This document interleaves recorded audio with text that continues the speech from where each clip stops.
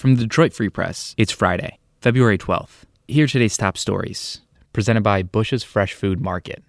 Bush's has over 4,000 Michigan products, including the freshest fruit and vegetables, meat, seafood, and baked goods. Stop by one of Bush's 16 locations for the personal service you expect from your neighborhood grocer. I'm Paul Egan reporting for the Detroit Free Press. Budgets are tight for many in Michigan, but the proposed Michigan budget for 2022 is bigger than ever at just over $67 billion. Governor Gretchen Whitmer released her plan Thursday. She said the budget is built to make sure Michigan recovers quickly from the economic shock of the coronavirus pandemic. The spending plan is largely built around billions of federal relief dollars the state received earlier. Whitmer, a Democrat, said she wants to help the unemployed improve their skills and get new jobs, help children return safely to school, and step up vaccination rates in Michigan. Republicans who control the legislature are likely to make changes to Whitmer's plan. I'm Susan Tompor, and I'm a columnist at the Detroit Free Press. Looking for love hasn't been easy during the pandemic, and boy, do the scammers know it. More people than ever have reported losing money to romance scams. About $200 million was lost to romance scams in 2019, up 40% from the year before, according to the Federal Trade Commission. And that's only the dollar amount people actually reported. Many times, people are too embarrassed to report that they've been scammed. Experts say the numbers were likely much higher in 2020 as dance clubs, bars, and other places where singles meet were closed during much of the pandemic. Now, the AARP is warning about a new twist on the old romance scam. It's the nude photo scam.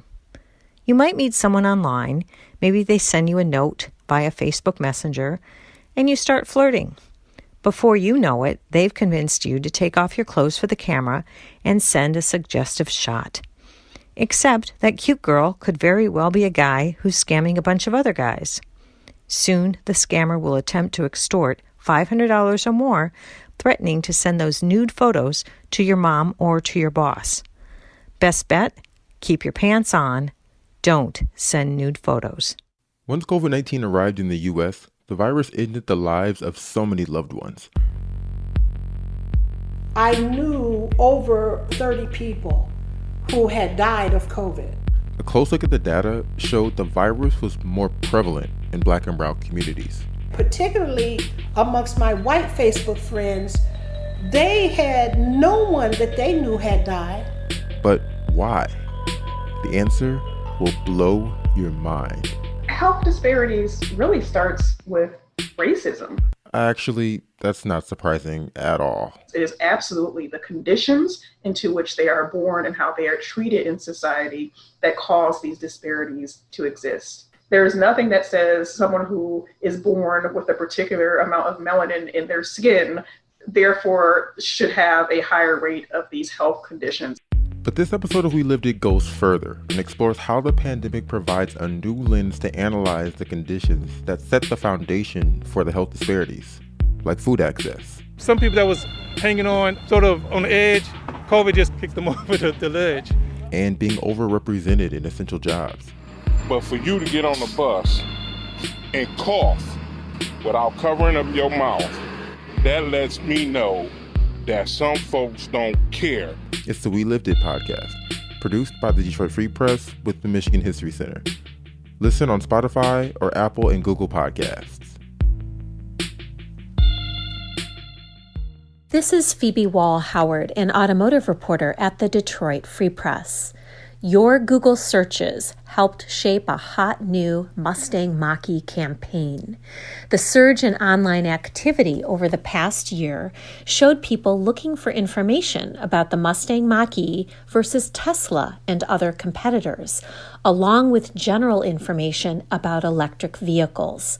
This inspired Ford Motor Company to launch a campaign called Mach-E versus Everything. In it, Ford reveals 5 short films for you YouTube, plus a new 15-second TV ad. They're high-octane video versions of the corporate FAQ, frequently asked questions. This is unlike anything you've ever seen. The videos are titled Gravity, Lightning, Racing Pit Crew, DNA, and Rocket Science. Find them on freep.com. I'm Kirkland Crawford with the Free Press Sports Department. Matthew and Kelly Stafford are on their way out of Detroit, but they're looking to make a lasting impact in the town they've called home for 12 years. On Thursday, the Staffords announced a $1 million pledge in an effort to build a new education center with Say Detroit, the charity started by our colleague, Mitch Albom. The Kelly and Matthew Stafford and Friends Education Center will be at Lipke Park on the city's east side, where the Staffords helped build a pro-grade football field back in 2015. The 20,000 square foot facility will help expand Say Detroit's programs designed for kids, teens, and adults. The Staffords have invited others to donate to reach $2 million, the amount necessary to build. Blue Cross Blue Shield of Michigan and the Forbes Company have already signed up to help cement the legacy the Staffords hope to leave behind. Matthew's trade to the LA Rams won't be official until next month. For more stories from the Detroit Free Press, be sure to check out freep.com. That's FREEP.com. If you're a fan and want to support our quality local journalism, subscribe. Go to freep.com/special offer.